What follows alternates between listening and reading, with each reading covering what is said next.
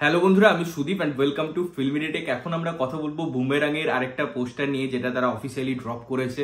এবং এই পোস্টারটা কতটা ইন্টারেস্টিং, কতটা ভালো লাগছে, নাকি এর মধ্যে অন্য কিছু আছে যেগুলো সেইভাবে ওয়ার্ক করছে না, সবকিছু নিয়ে ডিসকাশন থাকবে।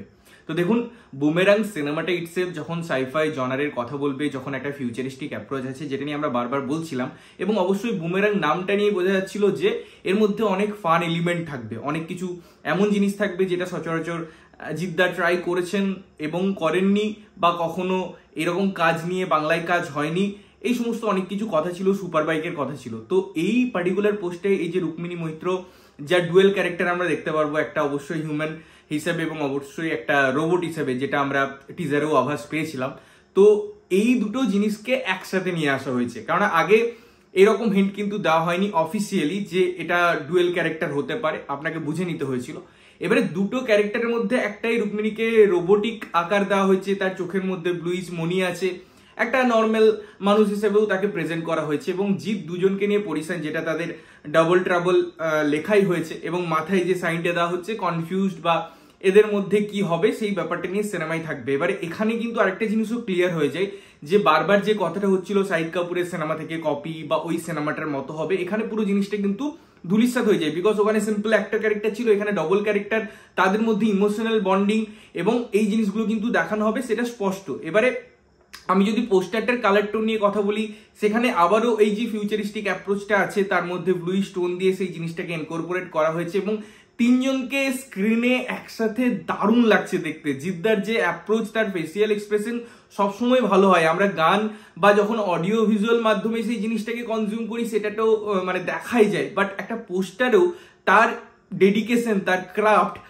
যে সিচুয়েশনটাকে সে হ্যান্ডেল করছে সেটা বোঝানোর জন্য অমাইক। মানে জিদ্দা অ্যাজ এ সুপারস্টার, তাকে মনে হয় যে হ্যাঁ, একটা বাংলায় কেউ আছে যে অ্যাকচুয়ালি অ্যাক্টার, ভালো অ্যাক্টার, এবং ভালো তার মধ্যে সবকিছুই ক্রাফট গুলো আছে, যে আলটিমেট এই সুপারস্টার তকমাটা যাকে দেওয়া যায়। এবং তার পাশে রুক্মিণী মৈত্র খুব সুন্দরভাবে কমপ্লিমেন্ট করে, দুটো ক্যারেক্টারকে যেভাবে পজিশন করা হয়েছে সেটাও খুব সুন্দরভাবে কমপ্লিমেন্ট করছে, এবং আমাদের চোখটা ওই জায়গায় গিয়ে আটকে যায়। তিনটে ক্যারেক্টারকে আমরা একসাথে কনজিউম করতে পারি, একসাথে দেখতে পারি, যেটা ওই পোস্টারটার অ্যাকচুয়াল উদ্দেশ্য ছিল, বা এই ঘটনাটার পুরো উদ্দেশ্য ছিল, যেটা সুন্দরভাবে বর্ণিত হয়। এবারে মাঝে মাঝে একটা সিনেমার হাইপ ক্রিয়েট করার জন্য প্রমোশনাল ইনপুট আসার দরকার। টিজার এসছে, তারপর আবার পোস্টার এলো, কিছুদিন পর ট্রেলার আসবে, মাঝে মাঝে গানও আসছে। তো কন্টিনিউ একটা সিনেমা নিয়ে আলোচনা হচ্ছে, কন্টিনিউ সিনেমাটা নিয়ে কথা হচ্ছে, আমরা বিভিন্ন প্রমোশনাল ইনপুট গুলো দেখতে পাচ্ছি। তার ফলে অটোমেটিক সিনেমাটার প্রতি হাইপ ক্রিয়েট হচ্ছে, সিনেমাটার আরো ভালো কাজ করার জন্য, ভিএফএক্স এর জন্য অলরেডি এর রিলিজ ডেট পেছানো হয়েছে। সুতরাং স্বভাবতই মানুষজন কিন্তু এক্সাইটেড বুমেরাং নিয়ে। এবারে জিদ্দার সিনেমা মানে একটা বিশাল হাইপ থাকে, সেই হাইপটা মানুষজনকে হলে গিয়ে দেখতে হবে।